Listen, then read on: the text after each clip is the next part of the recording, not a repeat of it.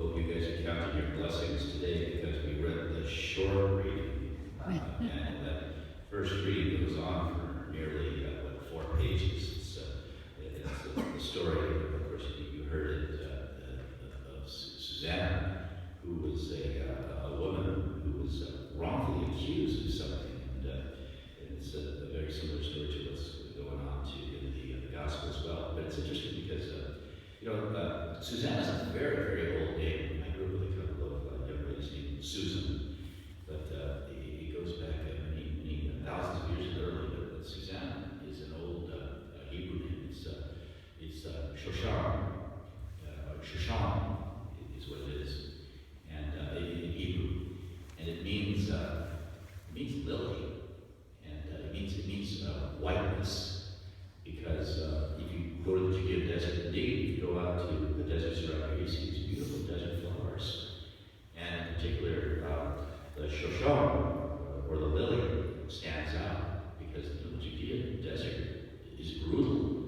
And all of a sudden, you see this beautiful, beautiful, delicate white flower that's growing out there. So, the mindset of the people was, oh my goodness, look at that. In this harsh environment, we have this beautiful, beautiful flower. We appreciate its beauty, give thanks to God for its incredible beauty, and it's something that needs to be appreciated and nurtured and cared for. So, the decorum of many of the homes would include this shashon, this lily. This is so beautiful. Well, obviously that wasn't taking place in the first read today, where Susanna is wrongfully accused, and all these absolutely wicked people are out to kill her because they got caught doing something really bad. So they want to cover their own tracks, so they decided to execute someone who's innocent. Of course, they got called on, you know the rest of the story. These wicked people are brought to an end, and they are condemned. So justice comes around for Susanna. But we jump to the gospel, and again we see a woman who's, but this time she's actually caught in the act of adultery, doing something that's kind of immoral. And every time I hear this story, the first thing that goes through my head, what the heck are these Pharisees and scribes doing? They're going around trying to find someone who's doing something naughty and then condemning him. I'm so sick of these guys. They're going around in the different houses and stuff looking for people who are in sin. It kind of reminds me of that TV show TMZ. It's an evil show. Or the paparazzi who go around with their cameras and their microphones and their videotapes trying to find someone in a compromising situation, a compromising position. They go after celebrities, they go after anybody who's in political office, they go after anybody who's important, trying to catch them in some kind of situation. Or they'll fabricate it. And that's wicked. That's just absolutely evil. So that same kind of sickness that was around back then, it's still happening today. But now people pay for it, they're entertained by it. That's really sad to see it. So we got to pray for an end of that kind of garbage. But we see this situation where this lady is brought to Jesus, and then Jesus, he goes down to the ground and just doodling in the sand. There's a lot of stories about that. They say that he was actually writing the sins of the other people, and that's a tradition that's somehow filtered in. But no, Jesus was doodling because it was like, who cares? You guys are awful. And but he is revealed here.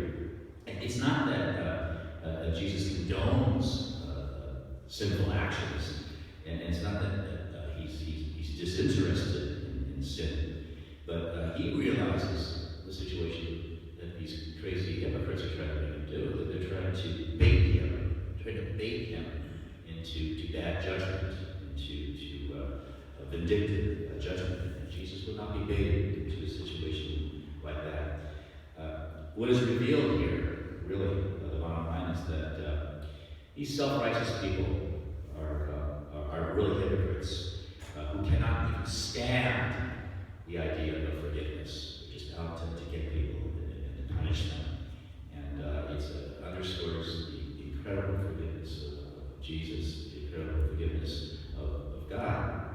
But a lot of things are challenging to us. A lot of the implications have been very, very clear for us today. First of all, We're God's children.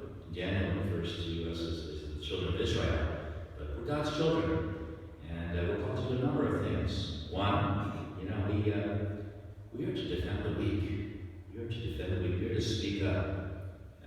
Don't engage in gossip. Walk away from it. Keep your mouth shut. But we always defend the weak.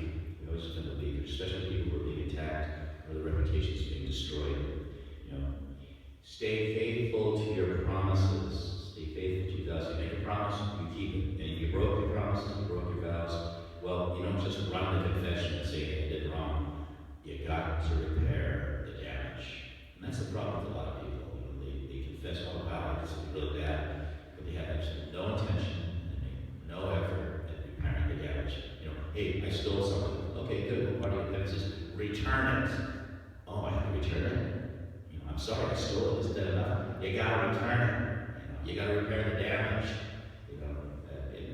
It's terrible how they ask for God's forgiveness, but they don't repair the damage. So we have to do that. Broken promise, broken vow. We gotta repair the damage. And we don't condone bad behavior, no. But we help people. We help people who are engaged in bad habits. We call them on it. We do everything we can to assist them to break that bad habit. So anyway, we look at all these different kinds of things, and then we always have to be very, very, very careful about this sin and the tendency to be vindictive. When it comes right down to it, we refer back to that first reading.